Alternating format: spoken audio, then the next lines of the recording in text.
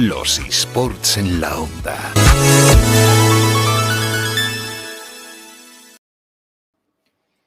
Hablamos ya con Kevin Vázquez. Kevin, buenos días. Buenos días, ¿qué tal? Hoy me pillas aquí al aire libre. Bien, pero la cosa es que se te escucha bien y además antes de saludarte te hemos presentado y le hemos dicho a todos los oyentes que ya nos pueden ver en Facebook, así que si estás por ahí al aire libre muchos te estarán viendo como hacen habitualmente en esta sección de los miércoles.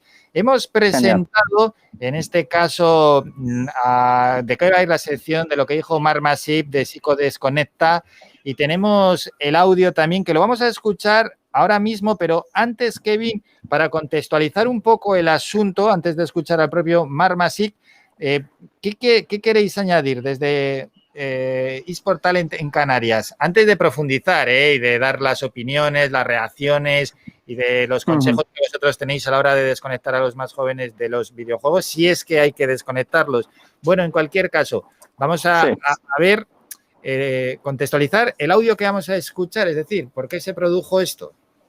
Sí, bueno, realmente es un audio, una entrevista que se tuvo en el programa Espejo Público y ahí, pues bueno, se hace una entrevista, una reflexión y la verdad es que en redes sociales solamente han subido un tramo de la entrevista, pero bueno, en internet y en la página web se puede acceder a la entrevista completa. Nosotros escuchamos la entrevista completa y bueno, tenemos una serie de opiniones. Todas las palabras que vemos en redes sociales, eso sí, hay que ponerlas en contexto, ¿no? Así que sea en esta entrevista, sea en otra, ese es un consejo que hay que dar al principio, pero bueno, vamos a hablar de esos comentarios que se dieron o desde ese punto de vista, claro.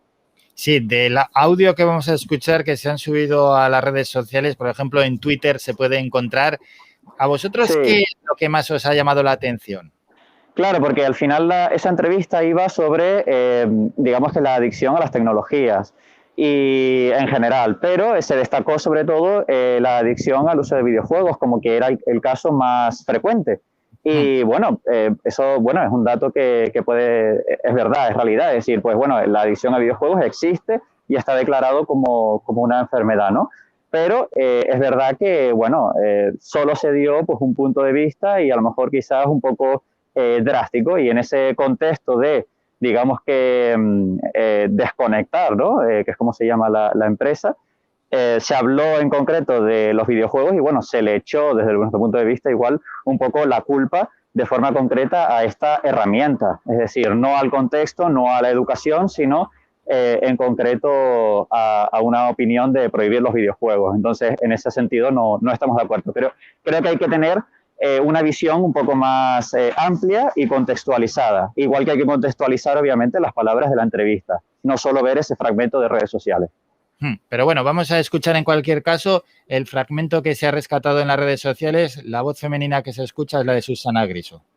El 95% de ellos son chicos que tienen una adicción a videojuegos y vienen a Desconecta. Nosotros lo que hacemos es prohibirles volver a jugar. Un tratamiento donde hay una parte, como bien decíais, sistémica, un tratamiento intensivo donde el videojuego se prohíbe por completo. Y mi recomendación, porque me dedico a esto, pero desde la parte más humilde, es que los videojuegos de hoy en día no son ningún tipo de beneficio para el chico, no solo por el rendimiento escolar, sino porque hay familias que tienen muchos encontronazos, la higiene se ve afectada, la alimentación, la agresividad, el aislamiento social, con lo cual, para todos los padres y madres que nos escuchen, mucho cuidado con que mi hijo juegue un videojuego. Marc, a mí me contó un chaval que con 15 años se enganchó y efectivamente repitió curso porque fue un desastre, que él no podía dejar de conectarse porque todos sus amigos, incluso personas que había conocido a través de los videojuegos, progresaban. Entonces, en el momento en el que él paraba, se quedaba atrás. Y la competencia, digamos, con los otros chavales es lo que le llevaba a estar, bueno, pues enganchado todas las horas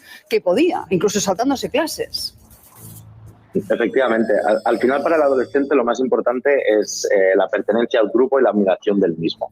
Y es normal, también nos pasa a los adultos, pero en la adolescencia mucho más, ¿no?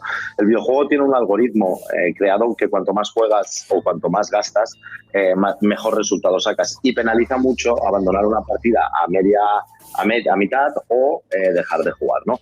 Entonces, ¿con qué juega el videojuego? Con que los chicos necesitan esa sensación y por lo tanto les genera una adicción terrorífica. Bueno, Kevin, no es la entrevista al completo, Pero Sí. en este audio hay mucha tela que cortar, porque vamos a ir por partes. Primero habla de la prohibición de volver a jugar. Exacto, es decir, es verdad que habla de un tratamiento, es decir, igual que puede haber cualquier otro tratamiento, eso de acuerdo, es un tratamiento y si ellos quieren exponerlo así, pues perfecto, ¿no? Creemos que obviamente, y creo que se ha comentado incluso en redes sociales, compañeros de expertos en psicología, que, bueno, cortar por la raíz, ¿no? A veces no es lo más adecuado, es decir, pues directamente de cuajo y quitar el videojuego en un caso de adicción quizás no es lo más recomendable, pero bueno, ese apartado se lo dejamos más a la psicología. Pero en ese sentido, es decir, el apartado que comenta justo después, que dice una opinión personal, prohibir o digamos que decir que los videojuegos no se usan, es decir, desde un principio la palabra, bueno, de prohibir, digamos que digamos no sería lo adecuado, es decir, lo que hay que hacer, el videojuego tiene muchos aspectos positivos y en otros apartados comentaba que eran, este señor, Mark, comentaba que tenía muchos más aspectos negativos que beneficiosos y en ese sentido no estamos de acuerdo. El videojuego es una herramienta digital y se puede usar de forma adecuada o de forma negativa y todo ello requiere de pues una educación previa y por lo tanto también un contexto. Si estamos en un contexto de dejadez, de jugar las horas que sea, al videojuego que sea, jugar con las personas que sea, en internet, etcétera, y sin ningún tipo de regulación y eso, pues sí es verdad que puede tener un efecto negativo. Sin embargo, si tenemos un contexto en el que las familias, por ejemplo, se implican con sus hijos e hijas, conocen el videojuego al que juegan, averiguan e investigan otros títulos de videojuegos que no son los más comunes, incluso de lo que hemos estado hablando otros días. En esta entrevista se hace hincapié en, bueno, se generaliza los videojuegos. Estamos hablando de un sector que mueve millones de euros y que por lo tanto tiene millones de títulos y millones de desarrolladores. Y cada vez existen más videojuegos indie, que son videojuegos pequeños que se desarrollan pues por empresas o startups pequeñas y que están triunfando ahora mismo. Entonces, este tipo de videojuegos incluso pues son educativos, tienen una finalidad más educativa, que no se centran en ese algoritmo de tal. Es verdad que a lo mejor la mayoría de los que se juegan ahora tienen ese algoritmo, pero con educación y con uso en un contexto adecuado y con implicación de las familias, obviamente, no tenemos por qué llegar a un problema de adicción. Sí, lo que estás comentando es educación y esa implicación de las familias, porque ha sido muy drástico, ¿no? La persona que hemos escuchado, Mark Masip, diciendo que el videojuego como que no genera nada positivo. Es decir, hablaba de falta de higiene, mala alimentación, poca relación ya social. Hombre, esto es un extremo.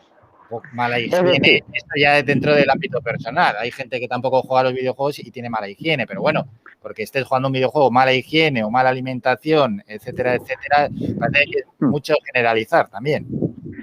Exacto, es decir que los videojuegos de por sí generan, o incluso en los casos de adicción, generan falta de higiene, etcétera, pues es erróneo. Es decir, el videojuego de por sí no genera eso, lo genera el patrón de ser adicto, pero el problema de la entrevista no es decir, digamos, los síntomas o las causas de la adicción a los videojuegos. Muy bien, una persona adicta pues puede tener esa falta de higiene, etcétera, o en la mayoría de los casos, pero es por el problema de adicción, no es por los videojuegos. Igual que una persona puede tener adicción al deporte y puede tener vigorexia y puede tener problemas de salud, es decir, soy obseso a mi cuerpo, soy obseso al deporte, soy obseso a la salud y por lo tanto entro en una dinámica de vicio, de problema, de adicción y entonces ahí entro en esa dinámica de falta de higiene, falta de nutrición, falta de cuidado. Sin embargo, yo uso el deporte como una herramienta, como un medio y no como un fin.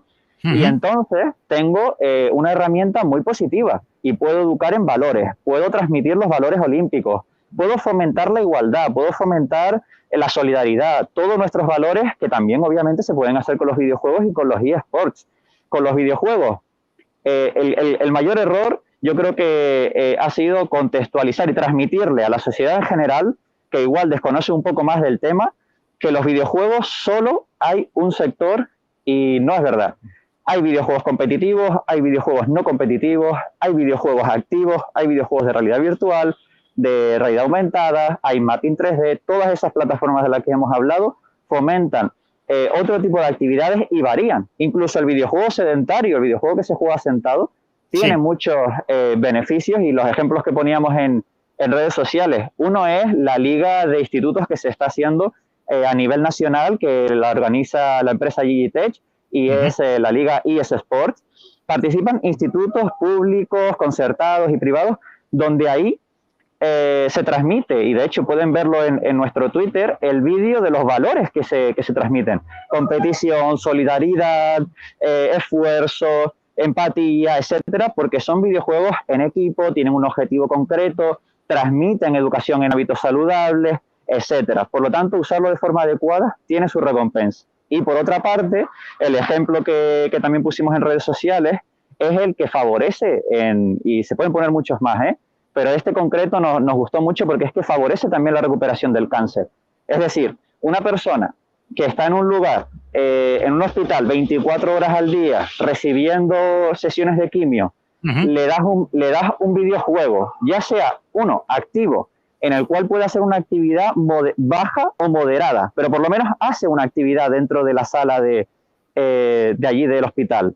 O segundo, un videojuego normal que juegue sentado, pero que se relacione con personas fuera del hospital. Está reconectando con personas fuera, está reconectando con la sociedad. Una persona que está aislada, y más ahora en situación de COVID.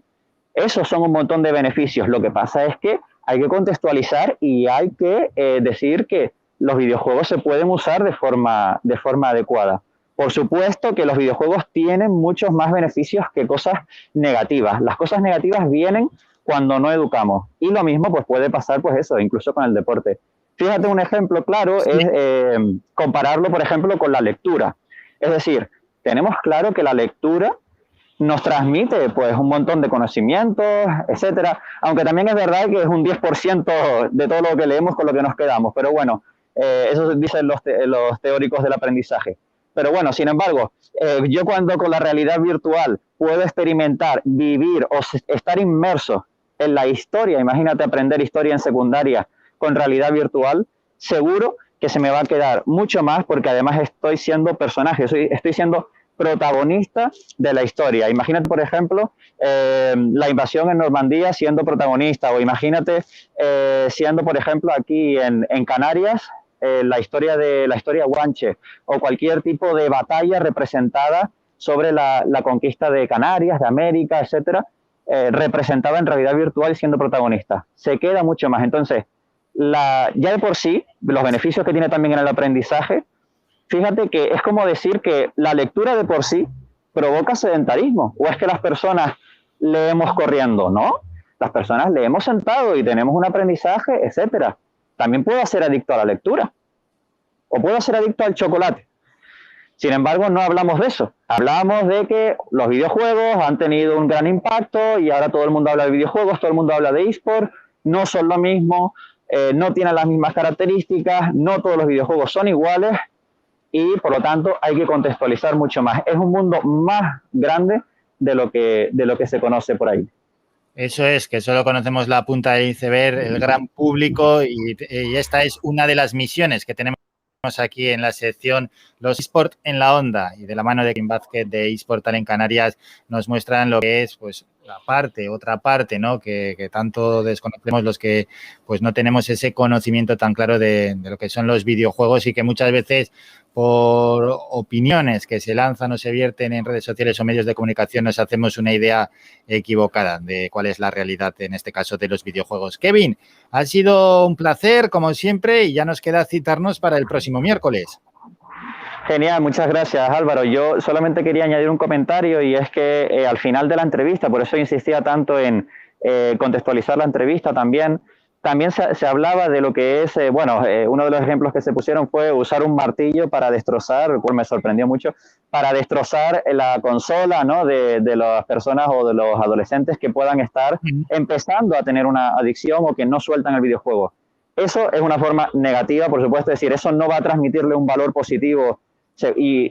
Hablando desde una persona que no conoce de psicología, pero está claro que sí conozco de educación, y este aspecto no es un ejemplo positivo para la adolescencia, ¿no? Y por otra parte, se comentó al final digamos que, bueno, un comentario sobre que las chicas igual pues se salían más, ¿no? Y tenían un problema más en la adolescencia de querer estar todo el día fuera. Y sin embargo, los chicos se le hizo referencia a que querían estar todo el día dentro y bueno, se puso el ejemplo a modo de broma, pero bueno, que igual a mí no me lo parece tanto, de que los chicos podían estar dentro, digamos como ermitaños textualmente, jugando a videojuegos, ¿no? Entonces, que sepan que las chicas también juegan a videojuegos. Estamos en torno a un 40 y pico y 50 y pico de porcentaje, casi un 50-50 que juegan a videojuegos. Ahora mismo estamos haciendo un estudio y cuando hacemos entrevistas, cuando hacemos encuestas a nivel anónimo, tenemos un 50-50 de participación.